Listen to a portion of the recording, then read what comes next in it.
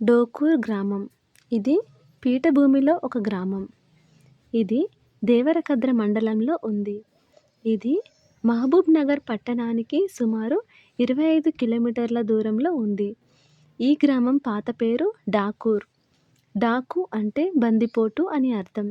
ఒకప్పుడు ఈ గ్రామం చుట్టుపక్కల అడవుల్లో దట్టమైన పొదల్లో తేలికగా దాక్కోవడానికి బందిపోటు ముఠాలు ఇక్కడ నివసించేవి. ప్రస్తుతం డోకూర్ అని పిలుస్తున్నారు.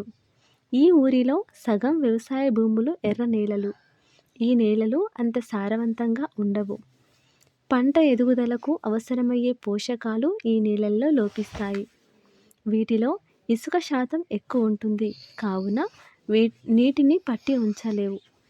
పంట సాగు చేసిన తర్వాత ఈ నేల కోల్పోయిన పోషకాలను తిరిగి పొందడానికి ఒక కాలం పంట పడిన తర్వాత రెండవ పంట కాలాన్ని సాగు చేయకుండా వదిలివేస్తారు.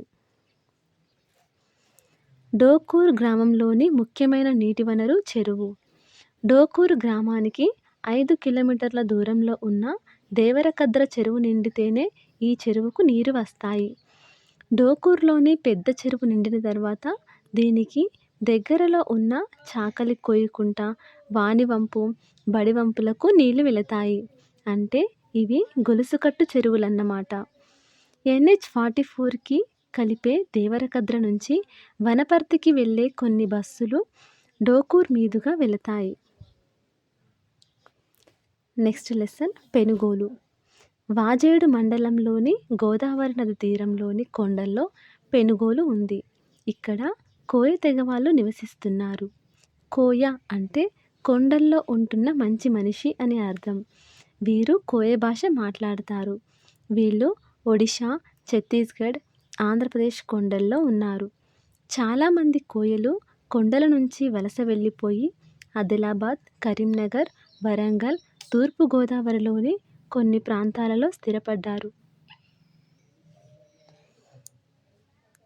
ఇలా వలస వెళ్ళి స్థిరపడ్డవారు కోయ భాష మాట్లాడడం తగ్గించి తెలుగునే తమ భాషగా చేసుకున్నారు. ఈ గ్రామానికి చుట్టూ గుట్టలున్నాయి. ఉత్తరాన ఛత్తీస్గఢ్లో కర్రెగుట్ట లేదా నల్లగుట్ట, దక్షిణాన వంకమామిడి గుట్ట, తూర్పున కల్లుకుంటల గుట్ట, పడమరన చిన్న కుమ్మరిలంక, పెద్ద కుమ్మరిలంక ఉన్నాయి. వాజేడు మండలం ఉత్తరాన నల్లగుట్ట నుంచి ప్రవహించే నల్లందేవి వాగు గోదావరి నది కలిసే ప్రాంతంలో ఉంది. చీకుపల్లి దగ్గర ప్రఖ్యాత బోగతా జలపాతం ఉంది.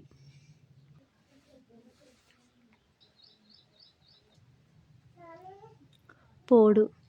కోయలు పోడు అనే ప్రత్యేక పద్ధతిలో పంటలు సాగు చేస్తారు. కొండల్లో వ్యవసాయం చేసే ప్రత్యేకమైన విధానం ఇది. దీనినే జూమ్ సాగు అని కూడా అంటారు. కొండరెడ్డి వంటి ఇతర తెగలు కూడా ఈ పద్ధతిని ఆచరిస్తాయి. ఈ పద్ధతి ఆంధ్రప్రదేశ్, ఛత్తీస్గఢ్, అరుణాచల్ ప్రదేశ్ వంటి రాష్ట్రాలలో కూడా ఉంది. ప్రతి గ్రామానికి వాళ్ళ వ్యవసాయానికి ఉపయోగించడానికి నిర్దిష్ట కొండలు ఉంటాయి. ఈ ప్రాంతం లోపల వాళ్ళు కొంత అడవిని నరికి తగలబెడతారు. కొన్ని సంవత్సరాల పాటు ఈ భూమిలో వ్యవసాయం చేస్తారు. ఆ తర్వాత దాన్ని వదిలిపెట్టి మళ్ళీ అడవి పెరగనిస్తారు. ఈలోగా వాళ్ళు అడవిలోని ఇంకో ప్రాంతంలో చెట్లు నరికి అక్కడ వ్యవసాయం చేస్తారు. కొండలలో నవంబర్లో వానలు ఆగిపోతాయి. కోయలు డిసెంబర్లో గొడ్డళ్లతో కొంత ప్రాంతంలో చెట్లు నరుకుతారు. కొట్టిన చెట్ల కొమ్మలు కొన్ని నెలల పాటు ఎండనిస్తారు. ఈ ఎండిన కొమ్మలను వానలకు ముందు ఏప్రిల్ లేదా మే నెలలో తగలబెడతారు. వానలు పడే సమయానికి నేల బూడిదతో కప్పి ఉంటుంది. జూన్లో వానలు పడ్డప్పుడు కట్టెలతో పొడిచి విత్తులు విత్తుతారు. వారు నాగలి గాని పార గాని ఉపయోగించరు. ఎటువంటి రసాయనిక ఎరువులు ఉపయోగించరు. నేలను దున్నితే మట్టి వదులై వానలు పడ్డప్పుడు పై మట్టి తేలికగా కొట్టుకుపోతుందని నేలను దున్నరు. పై మట్టి కొట్టుకుపోతే నేల సారాన్ని కోల్పోతుంది.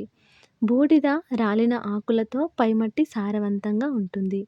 వీరు పండించే ముఖ్యమైన పంటలు జొన్నలు, మొక్కజొన్నలు, దుంపలు, నువ్వులు, కందులు, పెసర్లు మరియు వంకాయ, పచ్చిమిరప, గోంగూర వంటి కూరగాయలు. వీరు పొలాల్లో మంచె కట్టి డిసెంబర్ వరకు జంతువుల, పక్షుల నుంచి పంటను కాపాడుకుంటారు. పంట సమయంలో కాకుండా మిగతా సమయం మొత్తం అడవి నుంచి ఆహార ఉత్పత్తుల సేకరణలో మునిగి ఉంటారు. అడవి నుంచి సేకరించే తేనె, వెదురు చిగుళ్ళు 2 ముఖ్యమైన ఆహార వనరులు. వెదురుతో చేసిన నిచ్చెనతో చెట్లు ఎక్కి తేనె సేకరిస్తారు.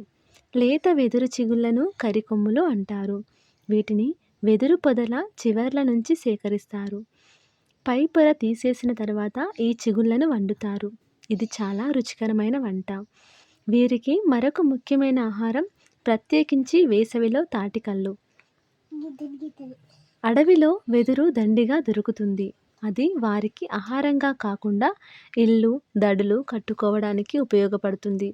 వెదురుతో బుట్టలు, చాటలు, కోళ్ళగంపలు అల్లి సంతల్లో అమ్ముతారు. అడవి నుంచి వెదురు సేకరించే హక్కు పేపర్ మిల్లులకు కూడా ఉంది. ఈ గ్రామస్తులు ప్రకృతి దేవతలను పూజిస్తారు. కాలంలో మార్పులకు అనుగుణంగా వీరి పండగలుంటాయి. చింత చెట్టు కింద ఉండే ముత్యాలమ్మ రాతి విగ్రహాన్ని పూజిస్తారు. ఎల్లనంపదం భూమి పూజ, ఎల్లనంబదం భూమి పూజ, కొడతల పండుగ, పెద్దల పండుగ, భీమిని పండుగ, ఇప్పపువ్వు పండుగ వంటి పండుగలు జరుపుకుంటారు. కొడతల పండుగ అంటే పెద్దల పండుగ. ఇది సెప్టెంబర్లో జరుపుకుంటారు. దేవునికి కూరలు పెట్టిన తర్వాత వాటిని తింటారు.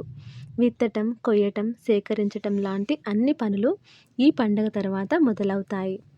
వేరువేరు ప్రాంతాల్లో నివసిస్తున్న ఈ తెగవారందరూ ఈ పండుగకి కలుసుకుంటారు.